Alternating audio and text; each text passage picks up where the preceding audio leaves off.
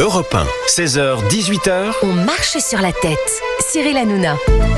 Et je voulais en parler avec les auditeurs d'Europe 1. C'est terminé. Raphaël Nadal annonce sa retraite. Alors elle vient de le dire, Émilie. Il mettra un terme à sa carrière le mois prochain, après la finale de la Coupe Davis. Sachez-le, ça y est. Là, ça me met un coup. Ah ouais, moi aussi. Je peux vous le dire. Raphaël. Sta buona la nuna. C'est de l'espagnol, ça? Raphaël, là. Non, mais vous savez que j'ai déjà rencontré Raphaël Nadal. Il est absolument charmant. Très sympa. Ouais. Je l'ai rencontré, j'étais dans un vestiaire avec lui. Ah bon? Dans le vestiaire de Roland Garros. Ah ouais, parce classe. qu'il jouait un 16e de finale. Et moi, Qu'est-ce que vous fichiez là, moi vous un quart de finale. Non, et moi j'étais dans les vestiaires. Les mecs me laissaient rentrer. J'étais souvent dans les vestiaires de Roland Garros. Ouais. Okay. Et Rafa, quel amour. C'était, alors, sachez-le. Voilà, moi j'étais fan de Raphaël Nadal. Voilà. Vous aussi, Benaïm, vous êtes Raphaël Nadal parce que vous êtes espagnol. Mais oui, c'est exactement. Je l'aime trop. Je trouve qu'en plus il a une mentalité pour les gamins qui regardent le tennis. C'est formidable. Oui. Formidable. Vous êtes plutôt qui, vous Björn Borg plutôt? Björn Borg, ouais, je suis resté. Je l'ai vu jouer. Je l'ai vu jouer. Vous avez vu à Roland Garros en 76. Bien sûr, vous êtes plutôt Henri Cochet, vous. Non. René Lacoste. C'est ça. Vous êtes Nadal. Vous n'êtes pas triste, franchement. Nadal qui prend sa retraite. Je vous le dis, ça va nous mettre un coup. Hein. Je vous le dis, ça va nous mettre un coup. Quand Djokovic va annoncer sa retraite, là, les mecs, on va prendre cher au niveau du tennis. Terminé. Alors là, c'est terminé, c'est fini. Rideau. Alors il y a Alcaraz, bien entendu, il y a Sinner. Alcaraz, il est formidable. Mais c'est pas pareil. Les mecs, arrêtez. Quand il y avait Raphaël Nadal, Roger Federer et Djoko, Nolé, franchement, c'était incroyable. Vous étiez quoi, vous? Connors. Ah ouais, d'accord. J'aimais bien son Excusez-moi, tempérament. il y a d'autres vieux autour de la table. Ou bien c'est bon, on a fait le plein là. Il va nous dire Ivan Lendl et Borg. Gauthier Lebray. Plutôt Federer, bien sûr. Le puriste. J'adore. La classe. Vous voulez que je vous dise? La classe. Il est ce que vous êtes au journalisme, Roger Federer. Oh là là. Gauthier Lebray. Vraiment. Non, mais c'est Laissez Cyril pure- dérouler son argumentation. la pureté, vraiment la précision, la beauté du geste et la beauté de l'information. C'est Gauthier Lebray. Gauthier Lebray, vous êtes le Federer. Voilà, de l'information. Et merci d'être avec moi sur Europe 1. C'est un plaisir. D'ailleurs, surtout que maintenant que vous me véhiculez, en plus, vous m'amenez à Europe 1. Exactement. Oui, alors d'ailleurs, je voudrais. Pardon, hein, oui. mais est-ce que c'est normal ça? Oui, c'est absolument normal. Nous quittons ensemble l'enregistrement d'une émission. Vous me laissez comme une pauvresse sur le trottoir. Absolument. Et vous partez tous les deux bras dessus, bras dessous. Exactement. Bah oui, je n'ai que 2 places dans ma voiture, malheureusement. Et ma voiture, c'est pas moi qui ai choisi, c'est ma voiture. Les chéris, si vous étiez avec nous hier sur Europe 1, on parlait de Rima Hassan qui avait, vous avez vu, qui avait un petit peu menacé les journalistes de BFM TV. Et il y avait un auditeur que je voulais absolument, c'était Yanis. Oui. Yanis, parce que c'était le seul auditeur, on a vu que des auditeurs qui avaient dit Rima Hassan, c'est inadmissible, un petit peu comme nous. Ils étaient un petit peu tous d'accord avec nous. J'avais envie d'avoir un auditeur qui n'était pas d'accord avec nous et qui pensait que Rima Hassan avait raison vis-à-vis des journalistes de BFM TV. Donc je voudrais qu'on démarre l'émission avec ça. Il est 16h06, on est en direct. On a Yanis en ligne. Bonjour à Yanis. Bonjour Cyril, bonjour à l'équipe. Merci d'être avec nous Yanis, vous nous appelez d'où sur Europe 1? Paris 12. Paris 12, je connais très bien, Paris 12. Où c'est à Porte Dorée? Pas très loin. Pas très loin, d'accord. Porte de Charenton. Porte de Charenton, je connais très bien. J'allais me faire soigner là-bas. Ah oui? Oui, j'avais une molaire un petit peu, délicate. Oui. D'accord. J'avais mon dentiste là-bas. Très bien. Que j'embrasse d'ailleurs, Mahmoud Bijawi. Docteur Bijawi, bien sûr. Yanis, vous êtes d'accord avec Rima Hassan sur ses propos sur BFM TV plutôt? Mais oui, effectivement. Quand j'ai entendu donc un peu, ça a fait un buzz. Donc du coup, on a été tous un peu impactés par cette déclaration et puis la réaction des chroniqueurs de BFM Radio. Moi, personnellement, j'ai tendance... moi, déjà, à l'origine, je suis déjà plus France Insoumise, donc déjà depuis le départ. Donc, j'écoute quand même, je suis assez attentif à leurs déclarations. En toute honnêteté, je partage pas toujours tout de leur programme ou de leurs déclarations, mais entre autres, Rima Hassan est quand même une des personnes qui parle, qui réagit justement pour la défense un peu du peuple palestinien. Bon, je veux juste rappeler quand même entre parenthèses que défendre un peuple qui est quand même meurtri ne veut pas forcément avoir comme conclusion que la personne qui défend le peuple palestinien est forcément tout de suite antisémite. Bien au contraire. Bien au contraire, moi j'ai été élevé donc avec une éducation ou avec ce qui s'est passé en 40 et avec tout ce qui en a découlé, et c'est bon. La parenthèse fermée fait que du coup, par rapport à elle, sa déclaration, le buzz qui en fait, comme quoi elle fait des menaces vis-à-vis des journalistes de BFM, oui. Voilà. Pour vous, prenez pas ça comme des menaces. Vous trouvez que c'est exagéré la réaction qui a été qu'on a eu hier, notamment ici sur Europe 1. Sur Europe 1, vous le remarquez, hein, on voulait absolument avoir Yanis. On aura Fabienne aussi avec nous dans un instant parce qu'on veut vraiment avoir tous les avis, même s'ils ne sont pas du tout d'accord avec nous. Et parfois, ça peut même nous ouvrir l'esprit. Hein. Parfois, il y a des gens avec qui on n'est pas d'accord, qui nous font réfléchir. On se dit finalement, j'avais peut-être pas raison sur tel ou tel sujet. Donc, Yanis, c'est pour ça qu'on voulait vous avoir aujourd'hui en début d'émission sur Europe 1. Donc, pour vous, la réaction après les propos de Rima Hassan, pour vous, était disproportionnée? Pour moi, totalement disproportionnée, sachant que quand elle dit comme quoi la ligne éditoriale aura des comptes à rendre, pour moi, c'est pas une menace. C'est comme par exemple un médecin qui va faire une intervention. Il a quand même des comptes à rendre à son patient qu'il va opérer. Le problème, Yanis, si je peux me permettre, pardonnez-moi, c'est que quand elle dit vous aurez des comptes à rendre, ce n'est pas la première fois qu'elle dit à quelqu'un ad hominem vous aurez des comptes à rendre. Elle l'a fait notamment à un autre député européen à qui elle a dit également vous aurez des comptes à rendre avec des menaces. D'ailleurs, vous ne dormirez plus tranquille. Bellamy. Donc voilà, François-Xavier Bellamy qui a d'ailleurs porté plainte. Et donc c'est la réitération de tout ça qui donne un climat à tout ce que raconte à chaque fois Rima Hassan et qui la met à chaque fois dans une position de on va entre guillemets vous traîner, alors pas devant les tribunaux, parce que s'il y avait un problème, traîne devant les tribunaux, mais ne viens pas pointer du doigt en disant vous aurez des comptes à rendre de façon guerrière comme ça. Oui. Vous comprenez ce que je veux dire? Oui, tout à fait. Mais ce que moi je trouve un peu délicat, c'est que dès qu'une personne émet une opinion sur ce conflit, particulièrement la France Insoumise, qui elle est tout de suite pointée du doigt en tant qu'antisémite avec des paroles. Alors Yanis, il y a Gauthier Lebray qui va vous répondre dans un instant parce qu'il n'est pas du tout d'accord avec vous. On aura Fabienne en ligne qui n'est pas du tout d'accord avec nous tous, plutôt dans voilà. Et il y aura une question de Monsieur D'Artigol, qui revient visiblement de Pau. Merci Olivier D'Artigol, merci. Je vous avais pas vu. Je suis très heureux de vous voir. Bonjour Cyril. Merci. On se retrouve dans un instant. C'est compliqué de pas le voir. Oui, on se retrouve dans un instant sur Europe 1. S'il vous plaît, calmez-vous tout de suite. Europe 1, 16h, 18h. On marche sur la tête. Cyril Hanouna. 16h12, on est sur Europe 1. Dans un instant, il y aura la présentation du budget. Les Français inquiets à quelques minutes de la présentation du budget. On va parler pour près d'un Français sur deux. La situation économique de la France est extrêmement grave. Vous nous appelez 01 80 20 39 21 pour nous dire ce que vous en pensez. On aura bien sûr les infos de Fabien Lecoeuvre, le retour de Vanessa Paradis. On parlera également de Rafa Nadal, bien entendu, malheureusement. Mais je vais vous dire, finalement, c'est une bonne nouvelle. Je vais vous dire pourquoi dans un instant. Et puis, Philippine aurait eu 20 ans aujourd'hui. Sa famille publie un communiqué. Et on aura la déclaration d'Anne Hidalgo. Ah oui, alors ça. Alors là, vous allez voir ça, incroyable. Incroyable.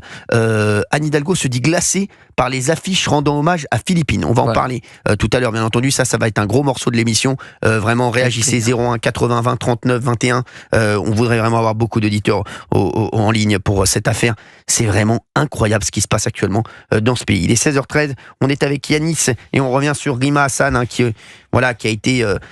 avait créé la polémique en disant, on a dit en menaçant les journalistes de BFM TV, qui pense qu'elle les a menacés. Pour vous, c'est bien sûr, quand vous dites à quelqu'un vous aurez des comptes à rendre sans qu'on sache très bien à qui, c'est clairement une menace. Et puis si vous me laissez une minute, je peux aller dans le sens de Gauthier Lebray, Valérie. On répondait à Yanis. On répondait à Yanis, qui était notre auditeur et qui comprenait ce que disait Rima Hassan et qui disait que Rima Hassan n'avait pas menacé les Alors il y a deux choses. Notre auditeur a dit 1, Rima Hassan, on en fait trop, et 2, la France Insoumise, dès qu'elle prend une position pro-palestinienne, on leur dit qu'ils sont à la France Insoumise antisémites. Alors déjà sur Rima Hassan, pour aller dans le sens de Valérie et prendre un autre exemple, évidemment c'est pas la première fois qu'elle fait ça. Elle l'avait fait, on l'a rappelé hier aussi, contre le groupe TF1 au moment où il y avait une interview de Benyamin Netanyahou. Elle a même fait une manifestation stoppée sur le périph' par les forces de l'ordre. Elle voulait aller jusque devant les portes de la tour TF1. Donc qu'est-ce que c'est si ce n'est de la menace et de l'intimidation? Elle avait appelé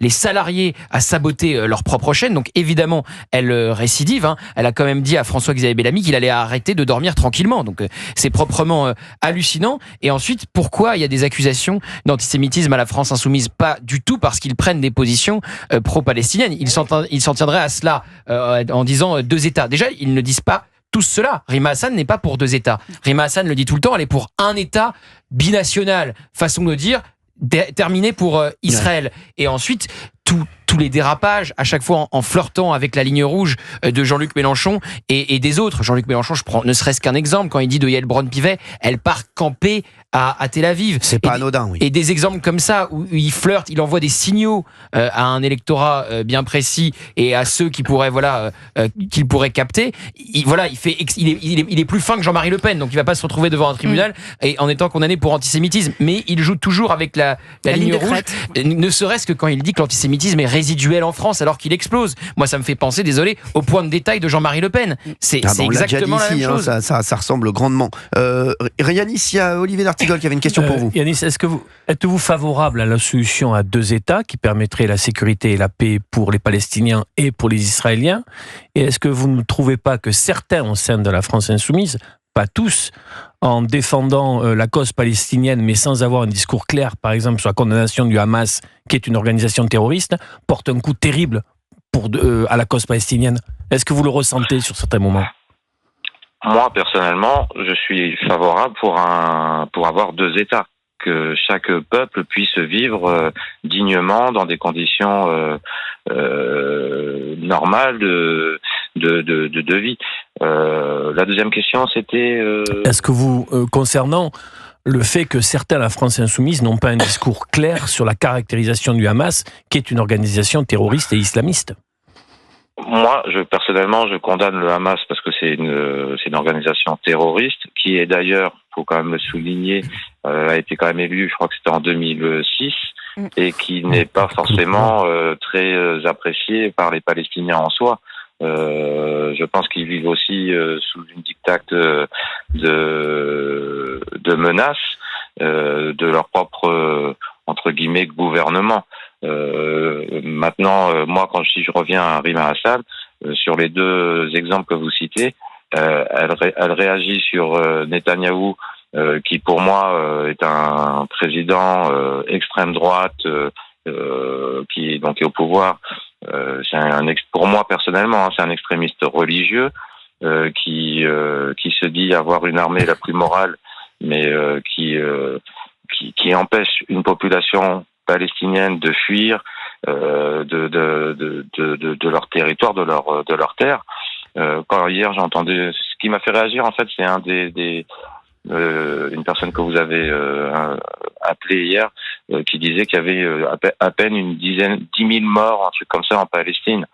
Moi, ça m'a fait réagir. J'ai fait, mais c'est pas possible que des personnes puissent penser qu'il n'y a pas un... Moi, j'ai lu le livre noir de Gaza, la Daniel Levallois. Quand il y a une estimation maintenant qui était au départ faite par le Hamas, non, mais ils étaient à 40 000 le Hamas, donc voilà. Donc c'est exactement. Valérie, vous répondez quoi, Yanis, sur ce qu'il dit là? Non, mais ce que je reproche à la France insoumise, c'est de ne pas avoir une prise de position qui est apaisée sur le sujet, parce que à chaque fois ils nous disent non, on n'a pas des prises de position antisémites, mais en fait à chaque fois ils positionnent les Français les uns contre les autres en les renvoyant à leur religion. Or il s'agit de citoyens français qui par ailleurs ont des religions qui peuvent être différentes et des prises de position qui peuvent être différentes, mais il ne s'agit pas de faire monter un conflit qui est à des milliers de kilomètres ici, tout en allant titiller la religion qui est intime. Merci Yanis. Je suis juste d'accord, mais dans le sens où, si on parle de Mélenchon, il a toujours prôné la laïcité. Non, il a bien changé de discours. Il a bien changé de discours, Jean-Luc Mélenchon. Ah non. Là, il n'est plus laïcard. Là, Yanis, là, Jean-Luc Mélenchon, vous parlez de quelqu'un d'autre, à mon avis. C'est pas Jean-Luc Mélenchon, c'est. Il y a 10 ans, oui. Oui, Jean-Luc Mélenchon, je crois que c'est Jean-Luc Mélenchon. En tous les cas, merci d'avoir donné la Yanis, parole. au contraire. Et vous avez toujours votre place sur Europe 1, si vous voulez m'appeler sur d'autres sujets entre 16h et 18h. Vous êtes le bienvenu. Merci Yanis. En tous les cas, merci à vous. Vous nous rappelez quand vous voulez. Voilà, merci Yanis. Merci Yanis d'avoir été avec nous sur Europe 1. Merci beaucoup. On a Fabienne aussi qui est énervée. Fabienne, elle n'est pas du tout d'accord avec les journalistes qui disent que Rima Hassan a menacé les journalistes de BFM. Bonjour Fabienne, merci d'être avec nous sur Europe 1. Bonjour à tous. Merci Fabienne. Je tiens à préciser que je ne suis pas énervé. Ah d'accord, très bien. Alors c'est bien, comme nous. Nous aussi on est tranquille. Enfin on est un petit peu triste que Raphaël Nadal prenne sa retraite, mais sinon ça va. Oui, alors, c'est très triste en effet. Alors Fabienne, dites-nous tout. Pour vous, les journalistes doivent rester neutres. Alors il me semble, oui. En tout cas, ils doivent s'atteler à donner les faits et rien que les faits. Alors pour la question il me semble que votre question porte sur le comportement de Rima Hassan. Oui, c'est ça. Et la réaction des journalistes de BFM. Alors, Rima Hassan, elle avait une antenne et elle a pu se permettre de dire quelque chose où elle n'aurait jamais pu le dire nulle part ailleurs parce qu'on ne lui aurait jamais posé la question sur le fait de effectivement recevoir des éloges d'un porte-parole de l'armée israélienne sur le traitement de l'information de ce conflit au Proche-Orient. Il les a critiqués dans la même interview. Oui, il les a critiqués dans la même interview. C'est ça. Non. Si, il a critiqué les BFM dans la même interview. Gauthier Lebray, oui. Il a critiqué BFM dans la même interview. Ok, très bien. Alors, laissez finir Fabienne. Mais ce que j'ai entendu, moi, c'est quand même... bon, merci beaucoup, oui, vous traitez très bien l'information. Alors, peut-être que j'ai raté quelque chose, en effet. Alors, laissez finir Fabienne, laissez finir Fabienne, s'il vous plaît. Oui, voilà. Voilà, donc à partir de là, on a un élément qui fait qu'effectivement on peut s'interroger. Si le porte-parole les félicite, c'est qu'il y a quand même un parti pris, où il y a un angle d'attaque, il y a une ligne éditoriale. Moi, c'est vrai que je regarde très peu, donc je peux pas trop juger, mais ce que j'ai pu voir, malheureusement, m'a porté à croire cela. Mais peut-être que je devrais suivre davantage. Bon, j'en ai pas très envie, pour être honnête. Bon, mais voilà. Non, il faut que je sois honnête. Mais à partir de là, je ne vois pas en quoi sa réaction pour dire que, en effet, la ligne éditoriale de BFM est quand même très prononcée et en faveur de l'armée israélienne ou à tout le moins du gouvernement israélien. Mais on doit quand même tenir compte du fait qu'il y a un possible génocide, qu'il y a au moins un crime de guerre, des crimes de guerre qui sont commis par cet État. Donc, quand on interviewe le Premier ministre israélien, quand on donne la parole comme ça au porte-parole qui fait des éloges, alors c'est faux. Vous dites que c'est faux. Alors Fabienne, il y a quand même eu des propos qui le disaient. Fabienne, là, toute l'équipe est pas du tout d'accord avec vous, hein, notamment Gauthier Lebray, bien entendu. Valérie aussi, vous allez répondre à Fabienne. Qui veut le faire, Valérie ou Gauthier? J'y vais. Alors déjà, sur les journalistes doivent être absolument neutres. Alors non, je suis désolé de le dire. La presse d'opinion existe depuis des dizaines d'années, sans quoi vous n'auriez pas chaque matin en kiosque Libération et Le Figaro. C'est donc que les journalistes ne doivent pas absolument être neutres. On n'est pas des lecteurs de dépêches de l'agence France Presse. Et si il y a pas de couleur et qu'il y a que de la neutralité, il y a pas de lecteurs et pas de téléspectateurs. Donc ça c'est le premier point sur la neutralité que vous voulez imposer aux journalistes. Ensuite, BFM est une chaîne, vous dites, pro-israélienne. C'est faux. Le colonel Rafovitz les a critiqués dans la même interview et il a critiqué quoi? Pas une sortie d'un de leurs éditorialistes, un format long tout entier dédié à la situation à Gaza. Ouais. Un format long dédié à la situation à Gaza qui a été diffusé sur BFM. Donc il est faux de dire que BFM serait sur une ligne pro-israélienne. Il donne tous les points de vue. Voilà. Et puis oui, il y a eu une menace très claire. Encore une fois, quand vous dites à des journalistes, vous devez rendre des comptes. Non, mais c'est une menace. Et sur ce que dit Fabienne sur l'armée israélienne, oui, Valérie, moi ce qui me chagrine aussi, c'est que on oublie aussi la chute de la phrase de Rima Hassan qui dit c'est comme si le Hamas vous félicitait. moi je suis désolée, faire le signe égal entre une armée légitime d'un pays démocratique et le Hamas qui est une organisation terroriste, moi ça me choque. Ah oui, le terme de génocide aussi me dérange. Oui, que vous avez utilisé le terme de génocide. On va en parler dans un instant. Vous allez répondre sur le terme de génocide, hein, bien entendu. Gauthier Lebray et Olivier d'Artigol, je sais pas ce qu'il veut. A tout de suite sur Europe 1. Quel est le point commun entre le H de Hôpital et la Ligue des Nations? Ça sert à rien. Les deux servent à rien, exactement. La Ligue des Nations, non mais vraiment, la Ligue des Nations, ça ne sert à rien. C'est vraiment une compétition qui ne sert à rien, avec des gens qui ne servent à rien, qui l'ont organisée. Ça ne sert à rien. Vous êtes sûr de ça que ça sert à rien? Bien sûr que ça sert à rien. Mais non mais vraiment, ça ne sert à rien. D'accord. C'est un attrape-nigo pour gagner plus d'argent. Ça rajoute des matchs. Exactement, ça rajoute des matchs inutiles, parce que sont des matchs inutiles, sachez-le. C'est vraiment une énorme escroquerie, cette Ligue des Nations. Quand est-ce que ça va s'arrêter, cette énorme supercherie? Merci beaucoup, Émilie Dez, d'avoir été avec nous. Vous le redirez à 17h. Que c'est une supercherie. Merci, oui, vous direz, voilà, cette Ligue des Nations, cette supercherie, voilà, non, c'est pas possible. Mais quelle arnaque. Allez, si on marche sur la tête sur Europe 1, il est 16h33, ça continue. Europe 1, 16h, 18h. On marche sur la tête. Cyril Hanouna. On marche sur la tête, c'est Europe 1, bien entendu, avec toute l'équipe, et on parle, on va finir là-dessus, sur Rima Hassan, puisqu'il y avait pas mal de gens qui voulaient réagir hier, donc on les a fait réagir aujourd'hui, et on était avec Fabienne il y a un instant, qui nous disait que Rima Hassan, ça ne la choquait pas. Voilà ce qu'elle a dit aux journalistes de BFM TV, et que pour elle, voilà, elle comprenait pas la polémique. Il y en a plein qui comprennent pas la polémique. Donc il y a Yanis qui était avec nous il y a un instant. Fabienne, vous êtes toujours avec nous sur Europe 1 ? Oui, je suis là. Merci Fabienne d'être là, excusez-nous, voilà, on vous a laissé un petit peu attendre. Vous êtes sur Europe 1, vous habitez en Île-de-France, et il y a Gauthier Lebray qui voulait vous répondre il y a un instant sur ce que vous avez dit. Oui, sur le terme de génocide qui est employé par la France insoumise. Alors déjà, on voit bien ce que ça charrie, le peuple israélien qui serait donc désormais un peuple génocidaire. Pourquoi est-ce que ce terme peut déranger ? D'ailleurs, me dérange, parce que le génocide, c'est la volonté d'exterminer une population. Donc d'exterminer les Juifs, d'exterminer les Arméniens. Voilà. Et donc là, la volonté est différente. La volonté d'Israël, c'est de mettre un terme au Hamas. Et donc, il y a des bombardements qui tuent des civils, ce qui est absolument affreux. Et ce qui a eu lieu quand on a lutté contre Daesh en Syrie. Évidemment, on parle peu des Français qui ont été tués par les bombardements américains. Voilà. Donc, la volonté n'est absolument pas la même. La volonté de quelqu'un qui serait un génocidaire, c'est d'exterminer une population pour ce qu'elle est. Là, la volonté d'Israël est différente. C'est de mettre un terme alors au que la Hamas. Volonté du Hamas et du Hezbollah, c'est quoi ? La volonté du Hamas, c'est une volonté génocidaire. Exactement. Et la volonté du Hezbollah, pareil. Quand vous entendez dans les vidéos, puisqu'ils se sont eux-mêmes filmés et se féliciter, je cite, de tuer des juifs, et il y en a un qui appelle ses parents papa, maman, j'ai tué 4 ou 5 juifs. Voilà, la volonté était clairement une volonté génocidaire. C'était de tuer. C'est pour ça qu'on appelle ça un pogrom. C'était de tuer les juifs pour ce qu'ils sont.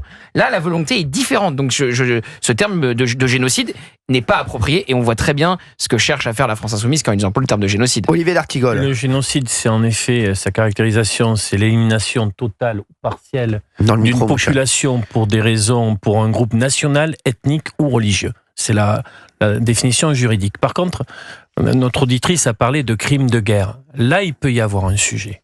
Dans le sens où, dans la riposte israélienne, pour aller en effet taper le Hamas, mais le Hamas est sous terre, ce sont des lâches, ils exposent la population civile palestinienne, et c'est vrai qu'il y a un coût humain concernant cette population civile. Je pense aussi aux Libanais en ce moment, qui est un grave sujet, le problème, quelque chose de très lourd. Le problème, c'est qu'ils sont utilisés comme bouclier humain. C'est le problème aussi. Et la problématique qu'on a aussi, c'est que du fait des autorités israéliennes et du Hamas, on n'a pas de correspondant de guerre en fait dans cette zone-là. Et donc il y a un manque d'image. Ce qu'on sait, c'est quand on voit la destruction de Gaza City, par exemple, on se doute bien que les dégâts humains sont considérables. Merci. Fabienne, vous êtes toujours là ?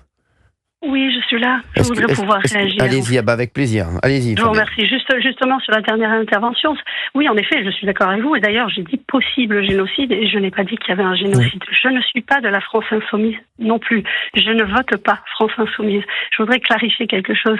Il ne suffit pas d'être France insoumise pour avoir ces avis-là. On peut tous avoir des avis vous avez de nombreuses personnes sont attachées à la Palestine, à Israël. Jean Genet, par exemple, a milité beaucoup pour la Palestine. Bon, c'est pas particulièrement un LFiste. Bref, ça c'est une petite parenthèse. Je ne suis pas LFI. Je ne vote pas LFI. J'ai parlé de possible génocide. Je n'ai pas parlé de génocide. J'ai effectivement parlé de crimes de guerre et je remercie le monsieur qui vient de parler de l'avoir souligné. C'est pas très cru, je voudrais juste... C'est monsieur d'Artigol, bien entendu. Olivier d'Artigol. Alors, monsieur d'Artigol, écoutez très bien, monsieur d'Artigol. Mais je vous connais très mal, je ne connais pas bien vos chroniqueurs. Moi non plus. J'ai entendu, bien entendu, mais moi je du mal. Avec moi, on a un point commun, Fabienne. Merci. On ne se connaît pas. Et bon, on se connaîtra certainement jamais. Mais juste une petite chose. Oui, moi, je n'impose rien aux journalistes.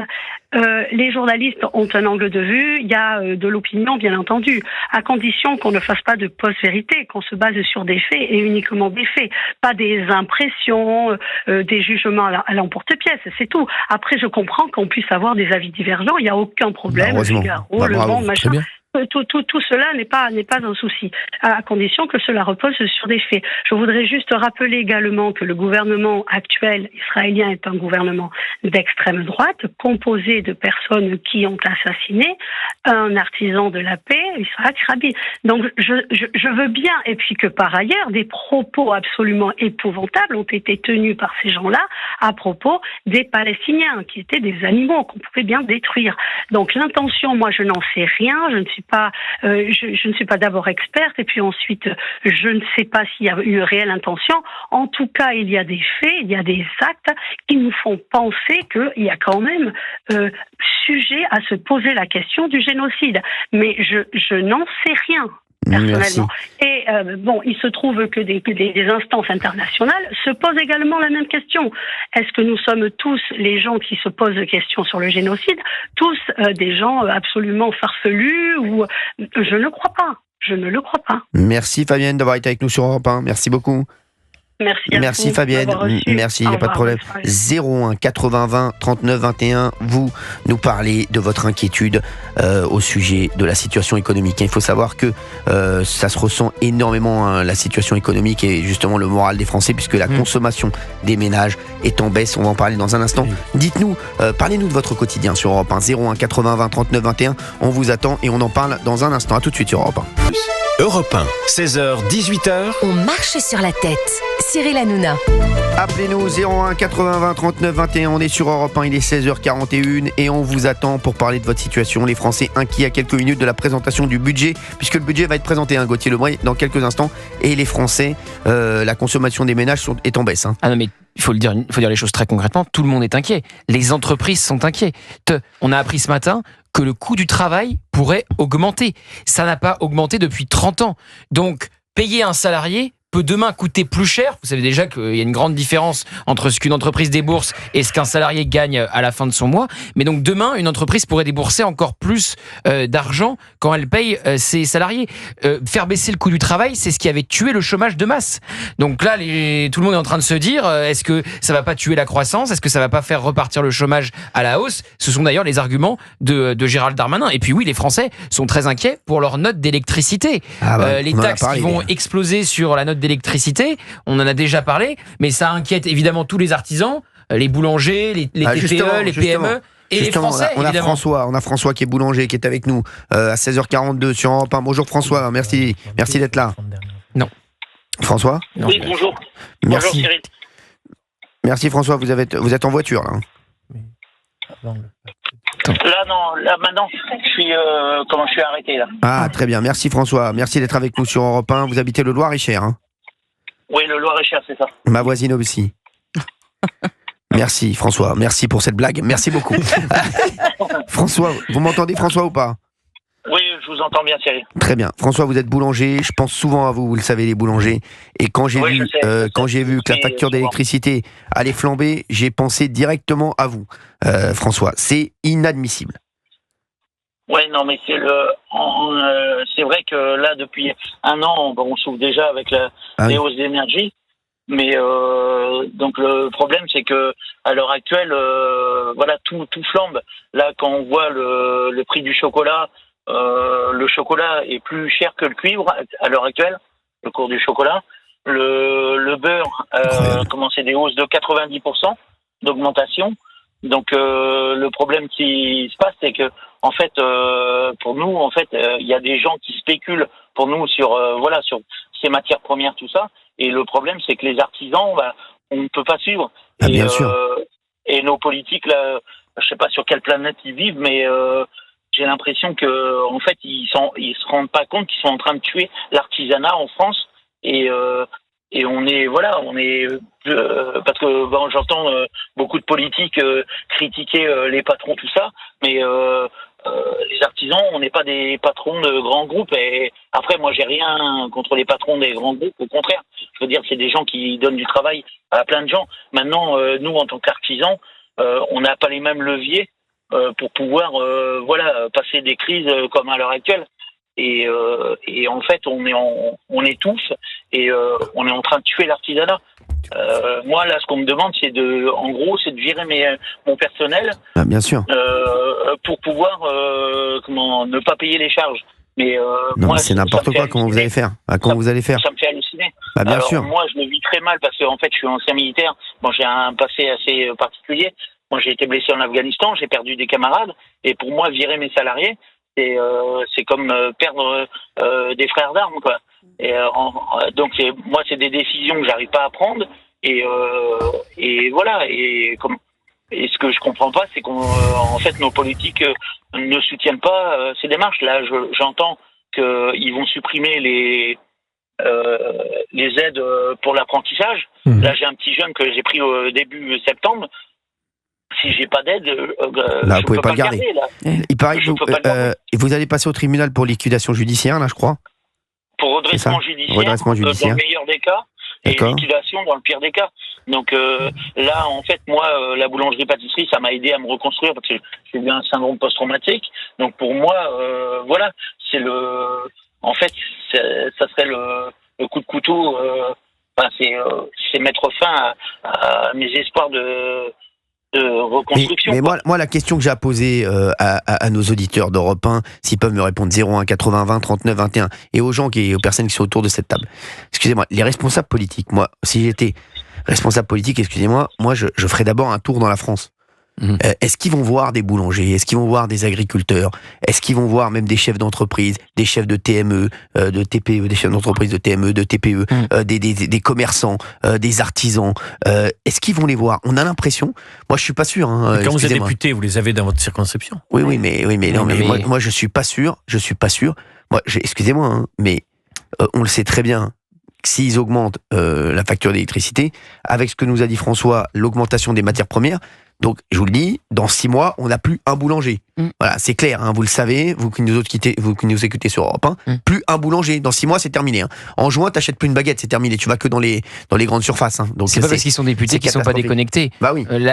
Le nouveau ministre de l'Industrie, Marc Ferracci, témoin de mariage d'Emmanuel Macron et vice-versa, qui a été député pendant plusieurs années, il vient d'arriver à Bercy, au ministère des Français de l'étranger. Je crois la Suisse était dans son périmètre. Donc voilà, vous voyez la déconnexion. Et il vient d'arriver au ministère de l'Industrie. La première chose qu'il dit, oui, alors on va augmenter les taxes sur l'électricité, mais pas trop, ça va pas être si dur que ça pour les entreprises. On a un auditeur hier ou avant-hier qui nous dit j'ai dû fermer l'une de mes deux entreprises. Donc voilà la réalité. Il a tout fermé d'ailleurs, après il part vivre en Indonésie. Ouais, exactement. On le rappelle. Donc, vous voyez la différence entre Donc c'est compliqué, excusez-moi. Quand on entend ça, on se dit c'est pas possible. Ils sont pas connectés. Excusez-moi. Il y a une décision, c'est sortir du marché européen de l'électricité, mais il faut du courage politique pour le faire. Il faut le faire. Sans ça, on n'aura aucune solution. Exactement. Tu le sais, ça c'est catastrophique. Et il y a énormément de normes européennes, excusez-moi, qui nous foutent dans une panade noire. Ah vraiment, je suis désolé. Les mecs, il faut le dire. Il faut le dire. À chaque fois qu'il y a un problème, on nous dit c'est pas nous, c'est Bruxelles. Donc à un moment, on habite où? On habite en France ou à Bruxelles? Non mais en France ou en Belgique. Donc il y a un problème à un moment. Excusez-moi. Donc moi je veux bien les agriculteurs. Pourquoi ils meurent aujourd'hui? Parce que les normes européennes sont plus drastiques que les normes françaises sont plus drastiques que les normes européennes. Donc on veut bien plus royaliste que le roi. Exactement. On veut bien s'aligner sur l'Europe sur certaines choses. Et on va même plus loin. Mais parfois on va plus loin et on fait encore plus de mal que l'Europe. Donc il y a un moment il y a un problème. Je veux bien que si on peut faire plus que ce que nous demande l'Europe, ça veut dire qu'on peut faire moins. Excusez-moi. Bah oui. Mais là on le voit pas. Sur les agriculteurs, on fait plus que ce que nous demande l'Europe. Et c'est pour ça que les agriculteurs d'ailleurs, ils peuvent pas concurrencer avec l'Espagne ou l'Italie. En plus, on se prend un traité de libre-échange. Exactement. Mais là, quand il faut faire plus, on le fait. Mais quand il faut faire moins, on peut pas le faire. Ah bah non, on peut pas parce que sinon Bruxelles va nous taper sur les doigts. Non mais il y a un problème, excusez-moi là-dessus. Moi ça me rend fou ça. Réagissez 01 80 20 39 21, on est sur Europe 1. François, vous voulez rajouter quelque chose? Ouais, là, c'est seulement, au niveau, parce que là, j'entends continuellement nos politiques, là, étant donné qu'ils vont voter le budget aujourd'hui, ils disent qu'il faut qu'on fasse des sacrifices, mais ils demandent toujours aux mêmes de se sacrifier. En attendant, eux, je veux dire, les économies, eux, à leur niveau, ils les font où? C'est eux qui nous ont foutus comme ça depuis des décennies, là, dans la merde. Nous, on paye nos impôts, on paye nos factures, et on se demande où l'argent va. Donc, je veux dire, c'est eux qui nous ont mis dans la merde, et maintenant, ils nous demandent encore de nous sacrifier. Donc, ils nous tuent, quoi. Vous savez, depuis le début de l'année, François, combien de boulangeries ont disparu? 907 boulangeries ont disparu, ont mis la clé sous la porte. Et le seuil des 1000 boulangeries va arriver. Voilà, donc sur les 30 000 que compte la France. Je vous le dis, ce qui veut dire, parce que ça va aller très vite, dans 6 mois, je vous dis, vous vous retrouvez avec le tiers de boulangeries que ce que vous avez aujourd'hui. Et ça va être les grands groupes, parce qu'il y a des groupes de boulangeries qui vont rester. Il n'y aura que des chaînes, voilà exactement. Oui, qui ont les reins solides, qui peuvent. Et terminé pour les autres. Donc c'est catastrophique. Est-ce que je peux vous répondre sur Bruxelles, bien sûr. Cyril, parce que certes, il y a des normes bruxelloises, des normes européennes décidées à Bruxelles, et puis il y a la France qui en met toujours plus. Exactement. On a vu le cas de l'agriculture, on a déjà des normes imposées par Bruxelles, et on en rajoute. Ça s'appelle la surtransposition des normes. On a vu pour les centres de rétention administratifs où vous pouvez mettre un migrant, Bruxelles met un délai beaucoup plus long. Nous, on le rabote à 90 jours et on se met nous-mêmes en difficulté. Et tout est comme ça. On a l'impression que dès qu'il y a une bonne décision à Bruxelles, nous, on la reprend derrière pour en faire une moins bonne. Oui, c'est ça. Et dès qu'il y a une mauvaise décision de Bruxelles, par contre, on dit d'accord, c'est bon. Mais c'est ça qui est fou.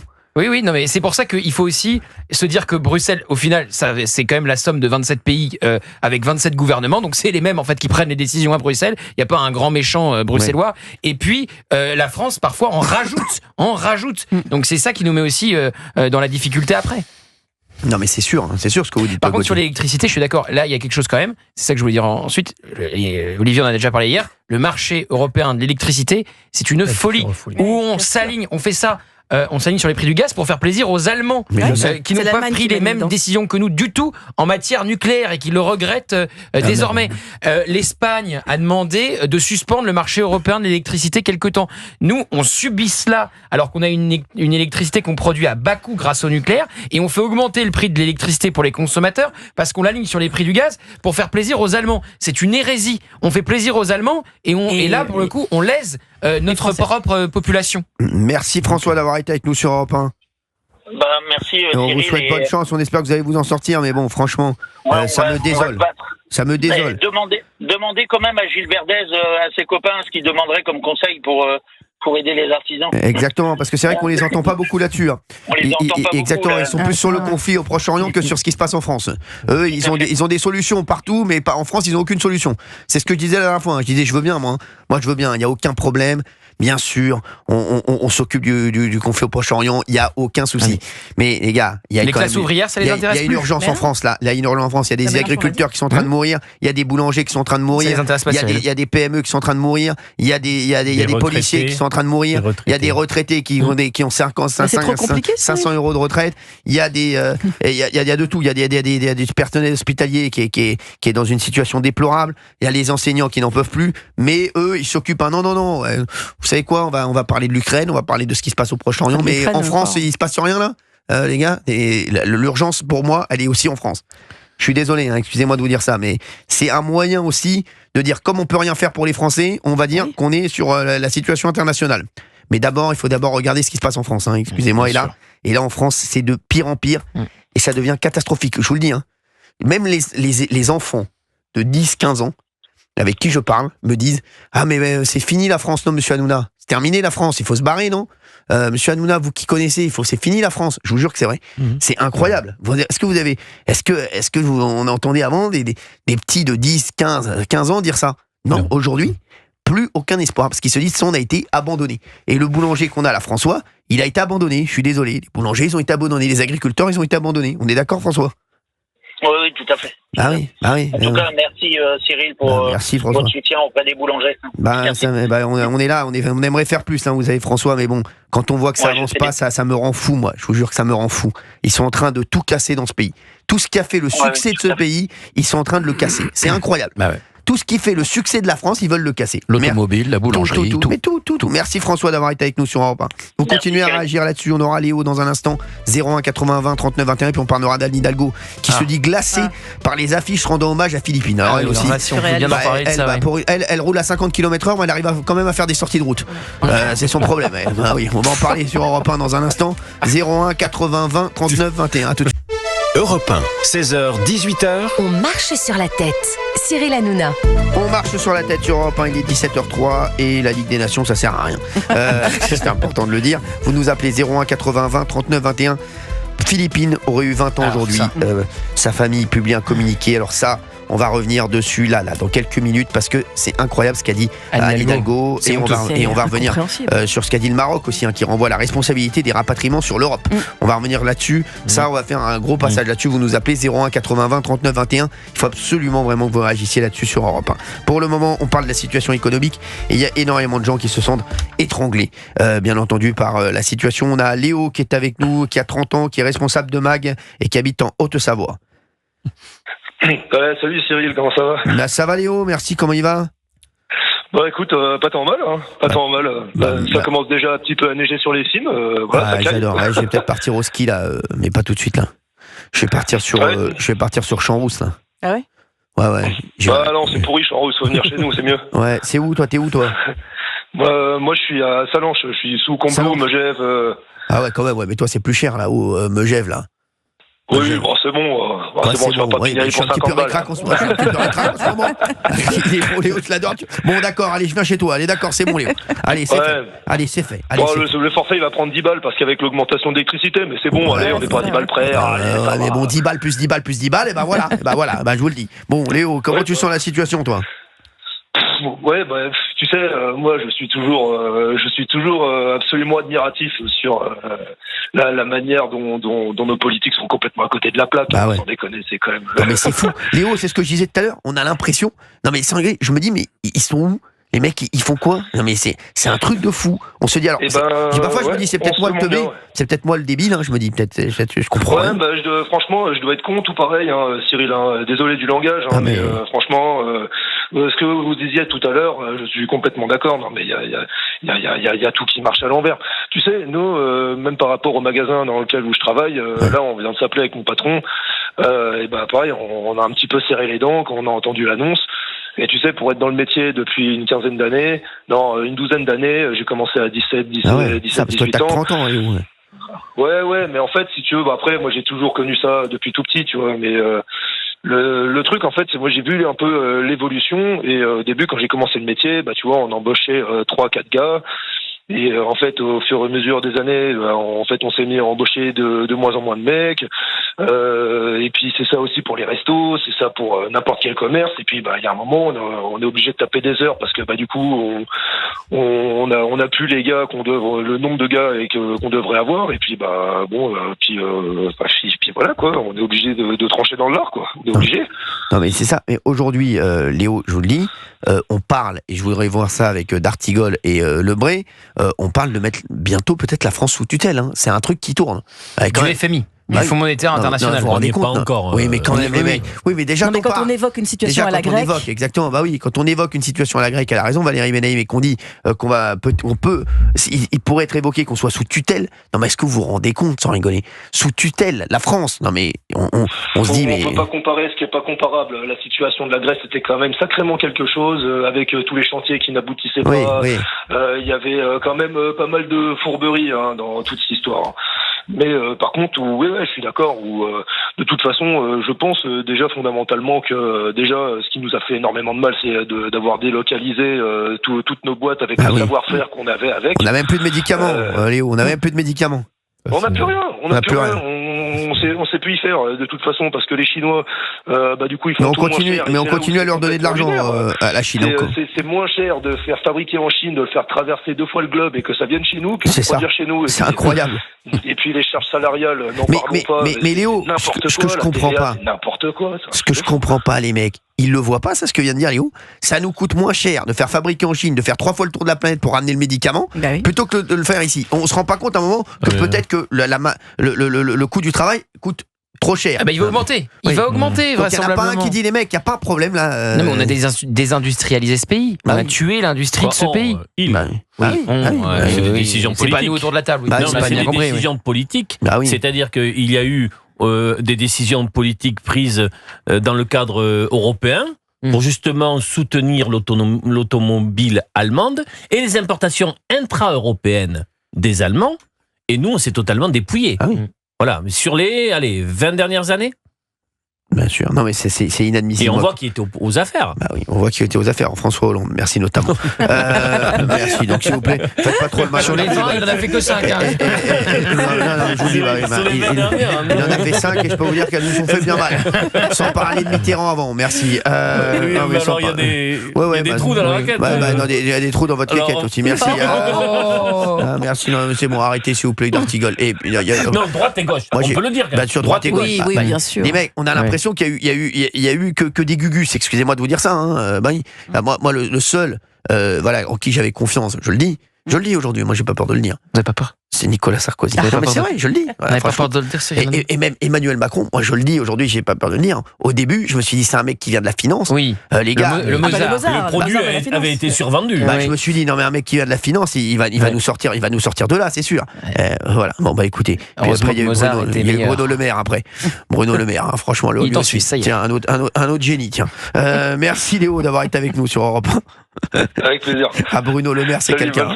Bruno Le Maire, franchement, alors lui, il aura marqué le ministère. Mais surtout, la question, et c'est pour ça que Éric Ciotti veut une commission d'enquête de l'Assemblée nationale, c'est ils ont caché le dérapage du déficit. Exactement. Ils l'ont caché. Allez, on va parler dans un instant de Philippines. Philippines qui aurait eu 20 ans aujourd'hui. Sa famille peut bien communiquer, que je vais vous lire dans un instant. Et surtout, restez avec nous, vous allez entendre ce qu'a dit Anne Hidalgo. On aura le sonore d'Anne Hidalgo qui se dit glacée par les affiches rendant hommage à Philippines. Vous restez avec nous, réagissez là-dessus, 01 80 20 39 21. 01 80 20 39 21. A tout de suite sur Europe.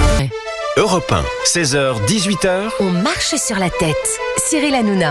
17h11 sur Europe 1 et Philippines aurait eu 20 ans aujourd'hui. Sa famille publie un communiqué. J'aimerais que vous réagissiez à tout ça et que vous réagissiez aussi à ce qu'a dit Anne Hidalgo, qu'on va écouter dans un instant. Elle se dit glacée par les affiches rendant hommage à Philippines. Elle dit ça le jour de son anniversaire. Je vais revenir sur le communiqué publié par la famille de Philippines. Philippines aurait eu 20 ans aujourd'hui, jeudi 10 octobre 2024. Sa famille, profondément touchée du soutien et du réconfort qu'elle a reçu lors de son décès et de ses obsèques, remercie tous ceux qui l'ont entourée par leur présence, leurs prières et leurs pensées. Famille Le Noir de Carlan, diffusée par l'intermédiaire de Maître Jérôme Triomphe, avocat de la famille. Bravo pour ce mot. Vraiment, il n'y a rien à dire. Il n'y a rien à dire. Il n'y a rien à dire une fois de plus. Et la famille de Philippines, il n'y a jamais rien eu à dire. C'est incroyable. Cette famille, vraiment, j'aurais aimé les connaître. J'aimerais les connaître d'ailleurs. Même en off, j'ai essayé d'essayer de les connaître parce que je les trouve exceptionnels. Excusez-moi. Je trouve qu'ils ont été exceptionnels du début à la fin. De courage. Et on se demande tous comment on aurait réagi et si on aurait réagi comme eux avec autant de dignité. Vraiment, bravo à eux. On le rappelle, le 21 septembre dernier. Vous vous rendez compte ou pas? 21 septembre dernier. On se rend pas compte mais c'est ça. Et vous vous rendez compte, c'est déjà loin. Et c'est ça qui est grave. C'est très grave de dire ça. Bien sûr. Le 21 septembre dernier, le corps de Philippine, une étudiante de 19 ans, elle n'est pas encore 20 ans puisque c'est aujourd'hui son anniversaire, a été retrouvée enterrée au bois de Boulogne. Une enquête a été ouverte et un suspect a été interpellé en Suisse, Taha, un ressortissant marocain de 22 ans qui était pourtant sous OQTF. On a des infos là-dessus et apparemment, ça aurait été aujourd'hui aussi, la semaine prochaine, Gauthier Lebray qui aurait eu le bon de sortie. Hein. Oui, vous voulez dire pour revenir de Suisse, pour être extradé en France. Ouais. Les autorités françaises ont fait évidemment une demande d'extradition et cette demande est arrivée en Suisse et donc il devrait être rapatrié en France assez rapidement pour être jugé évidemment. Alors, Anne Hidalgo, elle a fait une sortie aujourd'hui incroyable. C'était en début de semaine. Exactement. Au Conseil de Paris. Exactement, au Conseil de Paris où elle a enchaîné les inepties. Hein. D'ailleurs, Rachida Dati lui est rentrée dedans fortement. Elle a pris la parole et regardez ce qu'a dit Anne Hidalgo. Elle se dit glacée par les affiches à l'effigie de la victime. Écoutez. Il y a dans le débat public et dans le débat médiatique une tentative de confusion comme si tous les agresseurs notamment de féminicide étaient des personnes en OQTF. J'en veux pour preuve une campagne de communication et d'affichage qui m'a vraiment glacée, sur les murs de notre capitale, avec ce dessin du portrait de Philippine et des propos d'un racisme avéré, très inquiétant, qu'on ne peut pas accepter non plus, tant cet amalgame n'est pas acceptable. Ce qu'on ne peut pas accepter, c'est d'entendre ça sur Europe 1, excusez-moi. J'aimerais vraiment que vous réagissiez 01 80 20 39 21. Dites-nous ce que vous pensez de ce qu'a dit Anne Hidalgo. Il faut quand même dire, pour que nos auditeurs réagissent, ce qui était écrit sur cette affiche, qui serait du racisme, selon Anne Hidalgo. Il était mis sur ces affiches, Philippines, tué par un clandestin marocain sous OQTF, multirécidiviste. Chaque mot qui était inscrit sur cette affiche est factuel. Exactement. Et donc, c'est le débat qu'on a déjà eu il y a 2 semaines avec le syndicat de la magistrature, avec Jean-Michel Apathy, qui nous explique que le simple fait de dire il était sous OQTF, il avait violé, il n'avait rien à faire en France, rien que de dire cela, c'est être xénophobe ou raciste. Et donc, ce qui ça a glacé Anne Hidalgo. Ça. Oui, ce qui glace le sang d'Anne Hidalgo. De dire, donc un OQTF, multirécidiviste, donc qui n'avait rien à faire sur le territoire français, et qui a... Ça, c'était même pas mis sur l'affiche. Non, mais c'est l'affiche qui la glace, c'est pas ce qu'il a fait. J'aurais pu le mettre, moi. Et ce qui glace la maire de Paris, c'est pas le meurtre de Philippine, c'est l'affiche qui lui rend hommage. Est-ce que vous vous rendez compte? Non, mais c'est ça. La maire de Paris, elle parle pas du meurtre abject de Philippine, la semaine de son anniversaire, elle dit non, ça m'a glacé le sang, c'est vraiment raciste de dire que c'est un OQTF, multirécidiviste, migrant. Il était mis migrant marocain sous OQTF, multirécidiviste. Il faut rien mettre. Et violeur. Précisé qu'il avait été justement déjà jugé pour un viol. Mais tout était factuel sur cette affiche. Mais ça glace le sang d'Anne Hidalgo. Qu'est-ce que vous en pensez, Olivier d'Artigol? Pour moi, je vous le dis, ça, c'est une dérive incroyable. Ce sont vraiment des sorties comme ça qui font que le pays aujourd'hui n'avance pas. Excusez-moi, on n'avance pas. Ces gens nous font reculer. Pour tout vous dire, quand j'ai eu cette info, j'ai eu besoin de la revérifier. Et moi aussi, pareil. J'ai revérifié. Je dis, c'est pas possible. Parce que c'est une inversion. On peut bien évidemment parler de la culture du viol, on peut bien évidemment parler des féminicides, mais on doit absolument dire le réel. Et cette personne-là n'avait rien à faire sur le territoire français, elle était frappée d'OQTF, c'était un récidiviste, et donc le fait de sembler être gêné et de dire que cela est glaçant que de dire ça, c'est quelque chose moi ça me semble insupportable. Mais je me dis, est-ce qu'il y a des gens qui la conseillent? Est-ce qu'elle a une équipe autour d'elle? Surtout, mais qu'est-ce que ça me semble. Excusez-moi, Olivier d'Artigol et tous les auditeurs d'Europe 1 qui nous écoutent, est-ce que vous vous rendez compte qu'Anne Hidalgo se dit glacée par les affiches à l'effigie de la victime de Philippines? Parce qu'on a dit que c'était un OQTF multirécidiviste marocain. Ce qui va encore plus loin, mais c'est de dire qu'en disant cela, on est raciste. C'est très grave. Ça veut dire que si on dit le réel, eh bien, une édile nous dit, vous êtes. Le fait de dire le réel, c'est raciste. Si je peux me permettre, je pense qu'elle nous visait aussi. Excusez-moi, elle nous visait. Elle nous visait, elle nous visait avant. Non, mais je pense, 99% de la population doit penser comme nous. Oui, mais elle nous visait aussi parce que je pense qu'elle visait, elle visait les médias qui ont dit que c'était inadmissible d'avoir enlevé ces affiches et qui précisaient à chaque fois que c'était un OQTF marocain qui n'avait rien à faire sur le territoire français. Je pense qu'elle nous visait un peu. Est-ce que je peux vous donner 2-3 infos? Parce que Anne Hidalgo, au lieu de dire cela, elle devrait se soucier de la sécurité au Bois de Boulogne, Bois de Vincennes et Champ de Mars. Et sachez que depuis plusieurs années, Rachida Dati demande 2 antennes de police dédiées. Une police municipale armée 24 heures sur 24 et 7 jours sur 7 au Bois de Boulogne, Bois de Vincennes et Champ de Mars, et elle refuse à chaque fois Anne Hidalgo. Donc il y a une vraie insécurité dans ces bois. On l'a vu, il y a une autre femme qui a été agressée il y a quelques jours au Bois de Boulogne, et elle refuse de mettre une police municipale, une présence de police municipale, et elle refuse même d'armer sa police municipale. Elle est glacée Anne Hidalgo, et donc elle peut pas. Réagissez là-dessus, 01 80 20 39 21. Anne Hidalgo glacée parce qu'on a mis des affiches à l'effigie de Philippines où on précise que le présumé, on est obligé de dire présumé. On est obligé de le dire. Le principal suspect, voilà. Exactement, c'est incroyable. Principal suspect. Ça aussi. Il y a son ADN sur le corps de Philippines. Ça aussi, ça fait partie des choses qui me rendent fou. Mais bon, il faut le dire, c'est comme ça, principal suspect. Voilà, il est marocain, OQTF, multirécidiviste. Ça, c'est être raciste. Et qui n'avait rien à faire sur le territoire français, et qui n'avait rien à faire dans ce Bois de Boulogne, et qui n'avait rien à faire en liberté, et qui n'avait rien à faire en France. Donc il avait rien à faire nulle part, lui, mais il était là. Donc voilà. Oui, Fabien Lecoeuvre. Oui, ce qui est important, c'est qu'on constate chaque jour que tous ces politiques idéologues, qu'on soit maire de Grenoble, maire de Bordeaux, maire de Paris, en fait, ils se heurtent aujourd'hui au mur de la réalité. Je pense qu'ils sont ils sont devant le fait accompli, ils peuvent plus, leur idée ne colle plus. Et ils ne veulent pas l'avouer. Et le peuple s'en rend compte.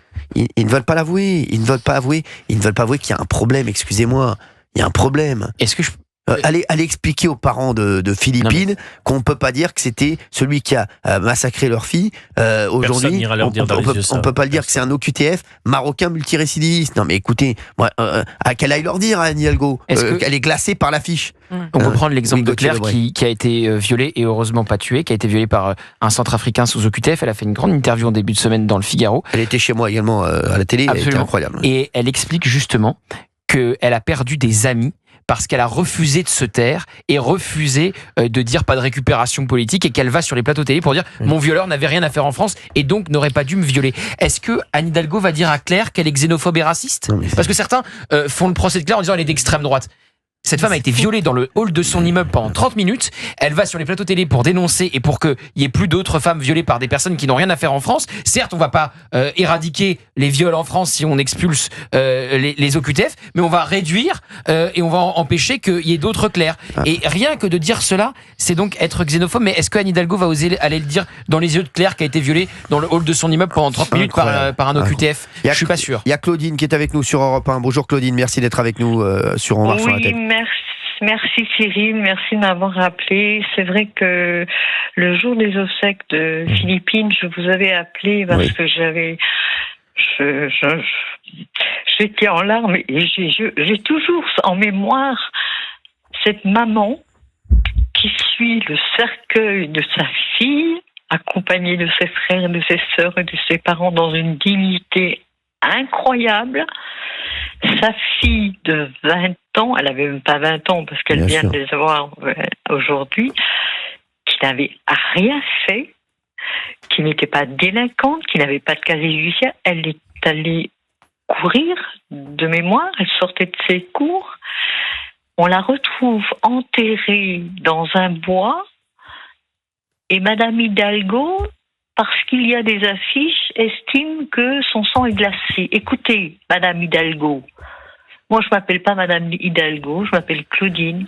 Moi j'aurais voulu que vous soyez congelée et pas glacée. Ah oui, quand même, ah oui. Voilà, moi je souhaite vraiment que vous soyez congelée. Non mais c'est... À jamais. Parce que comme disait, je ne me souviens plus parce que j'ai l'habitude de l'appeler le petit scarabée. Oui, bien sûr, Bonjour Claudine. Le petit scarabée, bien sûr. Oui, parce que voilà, je sais plus son prénom. Gauthier, mais tout le monde l'appelle scarabée. Gauthier, voilà, moi je l'appelais le petit scarabée parce que je trouve que ça lui va très bien et il est adorable. Je suis tout à fait en accord avec ce qu'il vient de dire. Merci Claudine. Je suis outrée de voir, alors vous dites 90, alors oui, 99% des Français, blablabla. Bon, il y a deux choses qu'il faut savoir. C'est que hier ou avant-hier, vous avez reçu une jeune femme sur TPMP qui s'est fait violer. Elle n'a pas parlé de raciste, elle a juste décrit la personne qui l'avait tenté de la violer. Oui. Moi, je suis désolée, je suis vos émissions. Je suis obligée de vous dire à un moment donné que même si vous aviez les larmes aux yeux en parlant de votre papa et que je comprends tout à fait que... Moi, je comprends pas comment se fait-il que ces gens étrangers, immigrés, sous OQTF. Mais ils n'ont rien à faire ici. Ne me racontez pas de conneries. Les Allahu Akbar, les viols, les égorgements, les décapitations, tout ce qu'on peut voir. Lola, rappelez-vous de Lola. Bien sûr, Lola, mais imaginez ses parents devant aller à la médecine légale reconnaître leur fille en morceaux dans une valise. Ce sont toujours les mêmes. Je suis désolée, je suis catholique. Alors, Philippine était catholique et pratiquante. Claudine, on va vous garder en ligne, on va vous reprendre dans un instant. Sur Europe 1, on a d'autres auditeurs aussi qui nous appellent 01 80 20 39 21 et on continue avec Claudine dans un instant. Vous allez répondre à Claudine. À tout de suite sur Europe 1, à tout de suite. Europe 1, 16h, 18h. On marche sur la tête. Cyril Hanouna. Merci d'être avec nous. J'ai presque envie de réécouter Anne Hidalgo, de le repasser. Anne Hidalgo, ce qu'elle a dit au Conseil de Paris cette semaine. Vous voulez qu'on souffre ? Ah oui, franchement oui. Qui se dit glacée par les affiches rendant hommage à Philippine.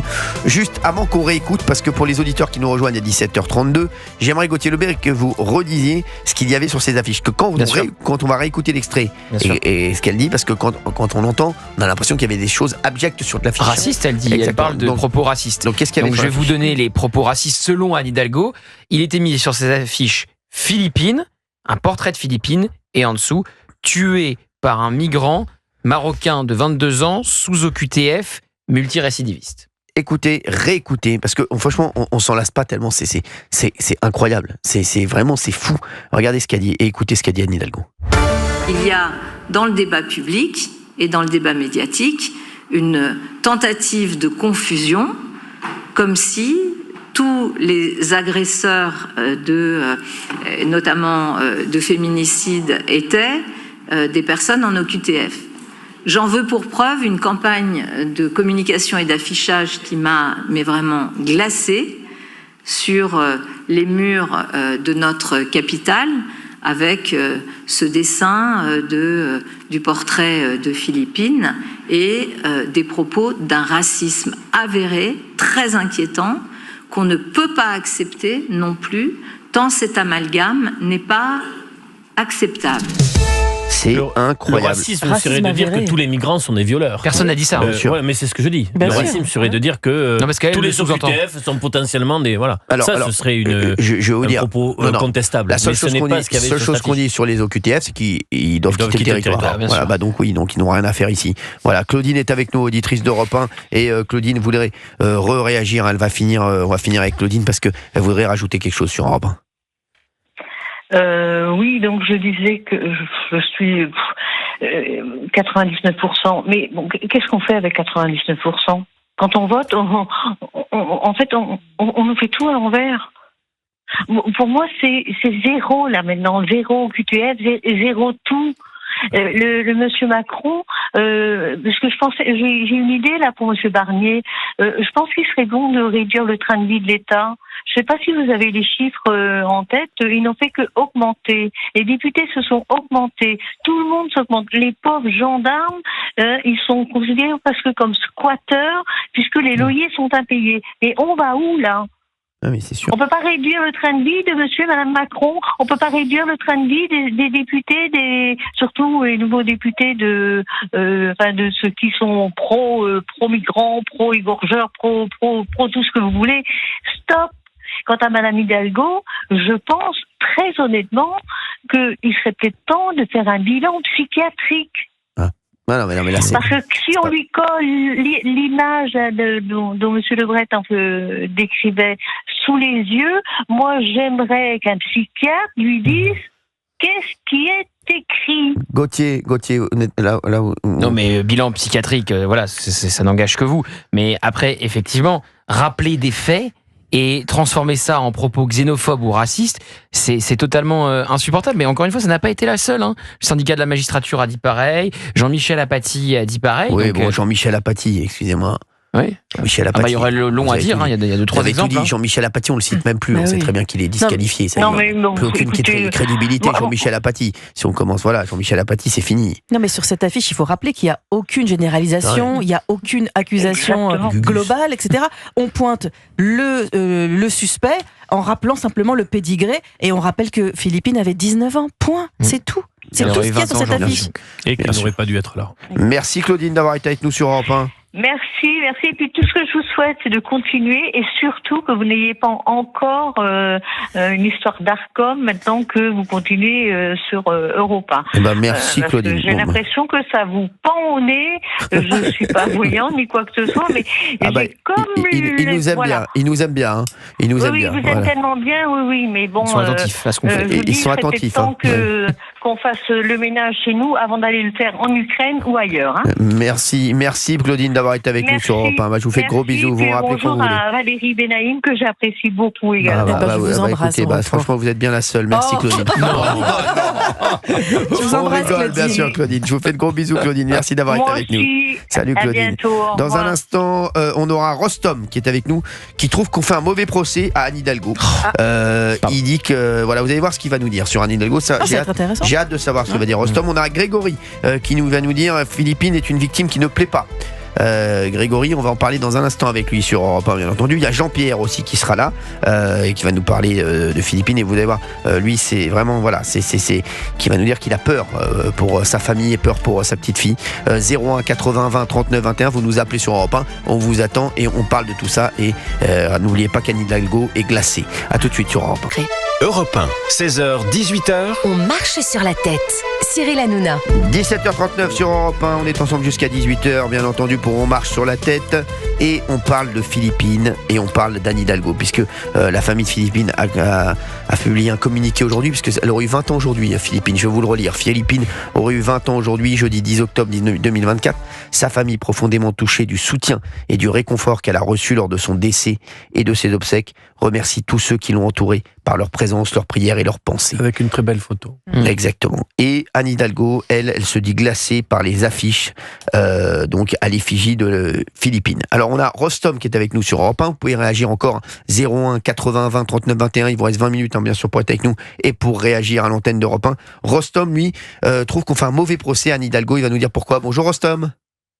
Bonjour. Merci d'être avec nous Rostom. Vous nous appelez d'où? Je vous en prie. De Lyon, la région lyonnaise. Lyon, bien entendu. Vous faites quoi dans la vie, Rostom? Je suis infirmier. Infirmier, merci, bravo à vous en tout cas. Franchement, infirmier, là, je peux que m'incliner et dire bravo. Heureusement que vous êtes là, Rostom, merci. Et continuez, vous embrassez tous vos collègues, franchement, bravo pour ce que vous faites. Ça sera transmis. Oui, heureusement, on a besoin de vous, nous lâchez pas, Rostom, parce que je sais qu'il y a merci beaucoup. Rostom, vous trouvez que c'est un mauvais procès fait à Anne Hidalgo? Est-ce que vous pouvez nous dire pourquoi? Oui, alors déjà, j'adresse tout mon soutien à la famille de Philippines, bien entendu. Merci à vous. Qu'on soit clair là-dessus. Moi, je trouve que c'est un petit mauvais procès parce qu'effectivement, j'ai entendu du coup le discours d'Anne Hidalgo. Oui. Et en fait, ce qu'elle trouve dérangeant, c'est qu'elle trouve qu'il y a un caractère raciste dans ses affiches. À aucun moment, elle dénigre, soit à mon sens, aucun moment, elle dénigre que ce soit Philippines ou sa famille. Elle dénigre juste le fait que dans ces affiches, on stipule une origine, on stipule une ethnie et on stipule potentiellement des personnes qui sont en OQTF. Alors Rostom, si je peux me permettre, déjà Anne Hidalgo, je trouve que le timing, la semaine de l'anniversaire de Philippines, excusez-moi, mais le timing est extrêmement mauvais. Elle doit dire là pour l'instant, moi je suis glacé par la mort de Philippines. Et deux, si je peux me permettre, moi ça m'intéresse de savoir qui est le meurtrier présumé de Philippines. Et préciser que c'est un OQTF, qui n'avait rien à voir en France. Il n'avait rien à faire en France. Mais en attendant, il y a une justice, que je sache, ça ne s'est pas encore faite, pour commencer. De deux, il n'y a pas uniquement les partis de gauche qui s'approprient l'histoire de Philippines. Je pense qu'il y a aussi d'autres partis, même qui apportent leur soutien, mais quelque part, même apporter son soutien, c'est aussi s'approprier quelque part cette histoire. Je le pense comme ça. Voilà. Après, effectivement, il y a des personnes qui, éventuellement, penseraient que ces affiches seraient potentiellement racistes, qu'on pourrait éventuellement apparenter quelque part à l'extrême gauche, ce que je veux bien entendre. Pour autant, moi, je trouve que les propos qu'elle a tenus, peut-être qu'ils ne sont pas opportuns de les dire maintenant. Après, je n'y vois pas non plus quelque chose d'extrêmement choquant. Alors, parce que alors justement, moi, je vais m'arrêter sur une chose. Vous, Rostom, et je vais demander à Gauthier Lebras aussi son avis, vous trouvez raciste qu'on précise sur une affiche que c'était un OQTF marocain qui n'avait rien à faire sur le territoire. C'est ça qui était précisé. Absolument. Et multirécidiviste. Oui, donc son curriculum vitae, en fait. Ce que veulent dire les gens qui mettent les affiches, c'est que c'est un meurtre qui aurait pu être évité. C'est ça en fait, on va pas se mentir. Mais totalement. Mais ça, sur le débat des OQTF, je suis d'accord avec l'opinion publique de dire qu'effectivement les OQTF, dès le moment où il y a une décision de justice, ils doivent être expulsés. Ça, il n'y a pas de souci. Mais après, vous m'excuserez de dire que quand il y a des crimes en France, des faits divers, de crimes, de viols, de ce que vous voulez, quand c'est un Français ou quand c'est excusez-moi du terme, je vais être un peu cru, mais quand c'est une personne d'ethnie en parenthèse blanche qui le fait, on ne dit pas qu'il est français, on ne dit pas qu'il est ukrainien, on ne dit pas qu'il est polonais, on ne dit pas qu'il est roumain. Par contre, quand c'est une ethnie qui est plutôt africaine ou plutôt connotée Moyen-Orient, là précisément, on dit qu'il est marocain, qu'il est algérien, qu'il est arabe, qu'il est ci, qu'il est ça. Alors, moi, c'est là où je trouve le paroxysme un peu raciste quand même. Alors, qu'est-ce que vous répondez à Rostom, qu'un Gauthier Lebray sur ça? Donc, c'est pas du tout une question de couleur de peau, c'est une question de statut d'OQTF en fait. D'OQTF. Ouais. D'ailleurs, je me souviens quand cette agricultrice a été tuée sur un barrage par un Arménien sous OQTF, on l'a donné. Donc c'est pas une question, c'est même pas une question de nationalité, c'est une question d'OQTF. Cet homme ne devait pas se trouver en France, donc il n'aurait pas dû tuer Philippine. C'est aussi simple que ça. Et pourquoi c'est important de le dire, et pourquoi c'était sans doute important de le rappeler sur cette affiche, parce qu'après il y a des conséquences et les choses bougent. On a un Bruno Retailleau qui veut augmenter le délai de rétention en CRA. Ça sera plus 90 jours demain, ça sera 210 jours. Il serait resté 210 jours, il n'aurait pas tué Philippine. Donc après, il y a des modifications dans les lois. Donc c'est pour ça que c'est important d'avoir ces débats-là, pour qu'on n'y ait plus demain de nouvelles Philippines. C'est aussi simple que ça. Après, ce qu'il faut avouer, c'est que d'un côté de l'échiquier politique comme de l'autre, il y a une tendance à choisir ses victimes. Ça, c'est sûr. Bien sûr. Ça existe. Alors qu'on devrait tous réagir, quelles que soient nos sensibilités politiques, à tous les faits qui sont horribles. Ça, je suis d'accord. Et Rostom doit être d'accord avec nous là-dessus. Ça, c'est très vrai. Merci Rostom d'avoir été avec nous. Juste pour conclure, sur le débat de l'OQTF, sur le débat d'OQTF, je suis totalement d'accord avec ce qui vient d'être dit. Par contre, pourquoi préciser systématiquement qu'il est marocain? Quel intérêt ça a de savoir qu'il est marocain? Parce que c'est un OQTF marocain. Ça aurait pu être un russe. Mais non, parce qu'après vous précisez que c'est un Marocain, donc vous voyez que le problème du laissez-passer consulaire, il a lieu avec le Maroc, donc vous avez les autorités marocaines qui réagissent. Vous vous dites pourquoi le laissez-passer consulaire du Maroc n'est pas intervenu. Voilà, si c'était un autre pays, on aurait donné l'autre pays, on aurait parlé des laissez-passer consulaires avec cet autre pays-là. Je vous dis, quand c'était un Arménien, on a donné. Enfin, il y a pas de racisme, de xénophobie, de volonté de citer le Maroc à tout prix. C'est un Marocain, donc on dit que c'est un Marocain, et on cherche à savoir pourquoi ça a capoté avec le Maroc et d'où vient la faille. C'est tout.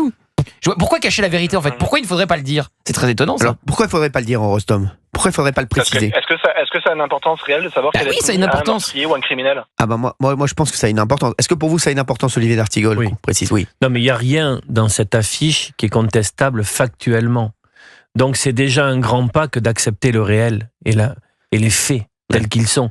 Et ce qui est vrai, c'est que ça ouvre aujourd'hui une séquence politique vis-à-vis du Maroc. Je ne sais pas comment ça va évoluer dans les prochains jours, où nous en sommes réellement. Peut-être que Gauthier a des informations là-dessus. Alors justement, ils ont réagi le Maroc. Tiens, ils ont réagi le Maroc. Qu'est-ce qu'ils ont dit, Gauthier? Oui, c'est le ministre des Affaires étrangères marocain qui a dit en somme que le Maroc était prêt à reprendre les ressortissants qui étaient sous OQTF, mais est-ce que la France était capable de les expulser? Parce que il faut dire aussi, alors certes, le laissez-passer consulaire marocain a mis du temps à arriver, mais on a appris aussi qu'il y avait une défaillance niveau français, puisque c'était le mauvais service qui a fait la demande de laisser-passer consulaire. Donc c'est ce à quoi fait référence le ministre des Affaires étrangères marocain. Donc, voilà. Mais on sait que c'est pas le Maroc qui pose le plus de problèmes dans la délivrance de laissez-passer consulaire. C'est qui? Voilà, selon Bruno Retailleau, qui a pris l'exemple l'autre jour, c'est l'Algérie. Il a cité un chiffre très concret. On donne 200 000 visas par an et on reçoit 2000 ou 200 même. 200 laissez-passer consulaires. 2000. Je vais vérifier. 2000, ouais. 200 000 visas et on reçoit 2000 laissez-passer consulaires. Donc c'est beaucoup trop peu. Merci Rostom d'avoir été avec nous sur Europe 1. Je vous en prie. Je vous fais de gros bisous et continuez Rostom, et merci d'être là. Merci à vous. Et soutien encore une fois à la famille de Philippine. Merci. Vous voulez que je vous dise, Rostom, c'est le plus important. C'est le plus important. Ah ben oui, totalement. Après, le débat public reste du débat public. Exactement. Il y a une victime dans l'histoire, et cette victime, elle a le mérite d'être entendue et d'être respectée surtout. Merci Rostom, merci beaucoup. On a Grégory en ligne avec nous. Bonjour Grégory. Bonjour Cyril, bonjour Madame Benaïm, bonjour Monsieur Artigol, bonjour Petit Scarabée. Bonjour. Alors moi Fabien Lecoeuvre, il est là aussi.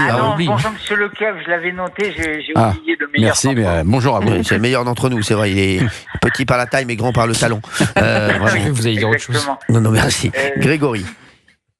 Moi, en fait, je pense que Philippine elle n'est pas la bonne victime pour la gauche, tout simplement. Ah oui. Et qu'attendre de Madame Hidalgo? Elle n'est pas bonne à rien, elle est mauvaise en tout, Madame Hidalgo. C'est pas une de droite,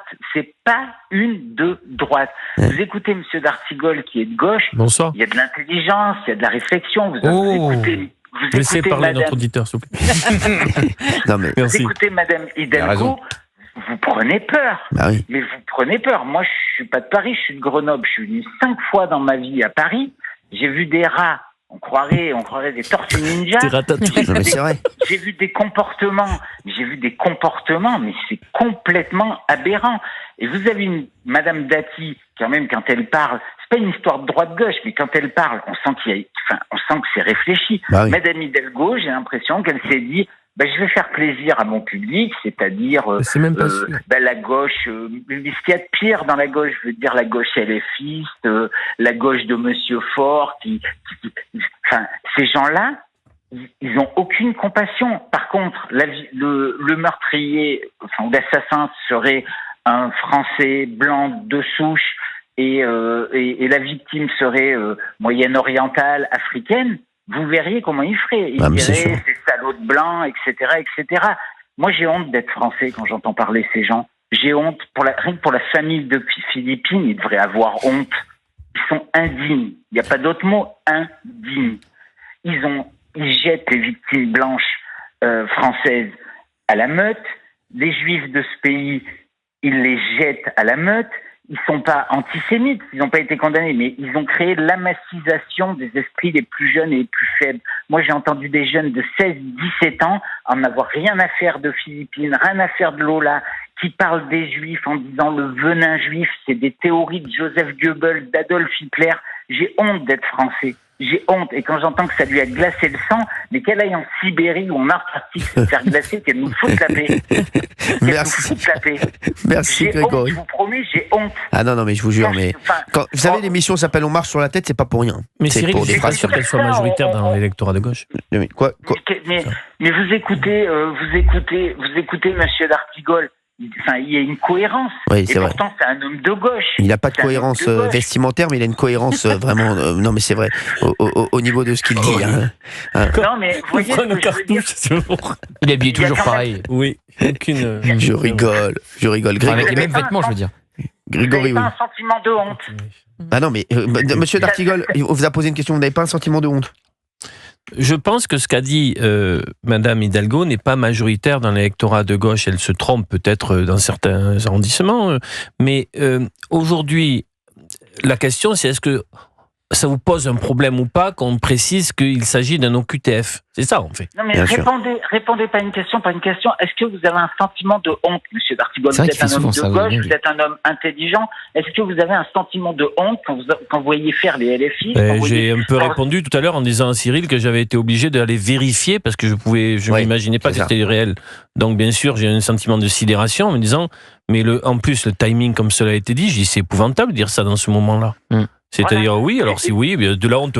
Moi, je me sens pas, vous savez, moi, je sais la gauche que j'aime, je sais celle que je défends, et après, je trace mon chemin là-dessus. Le reste. Ah non, mais moi, dans des hommes de gauche comme vous, comme Monsieur Valls, comme Monsieur André Valigny, c'est la gauche que j'aime, que j'apprécie. Je suis pas d'accord avec tout, mais on sent que c'est réfléchi. Quand j'entends la gauche de Madame Panot, de Monsieur Bompard, de Monsieur Boyard, de Monsieur Delogu, c'est à taper la tête contre les murs. Ah là, vous avez cité que des champions, là.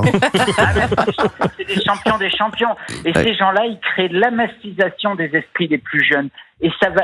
L'autre jour, touche pas à mon poste, Baba t'a dit, il y a 2 priorités, la sécurité, le pouvoir d'achat. Exactement. Et je rajouterai une 3e chose, c'est l'éducation. Ouais, c'est vrai. C'est l'éducation. Enfin, tu vois, on t'a jeté à la meute, quand j'entends Arthur parler chez Monsieur Pro, mais ça file les larmes aux yeux. J'imagine même pas les menaces que tu dois recevoir sur les réseaux sociaux.